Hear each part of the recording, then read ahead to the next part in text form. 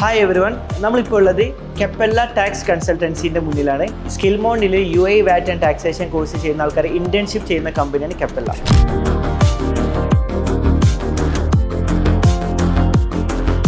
സ്കിൽമോണ്ടിലെ കോഴ്സും ഇൻറ്റേൺഷിപ്പും കംപ്ലീറ്റ് ചെയ്ത് പ്ലേസ്ഡ് ആയ കുറച്ച് പേര് ഇവിടെ നമുക്ക് അവരെ പരിചയപ്പെടാം.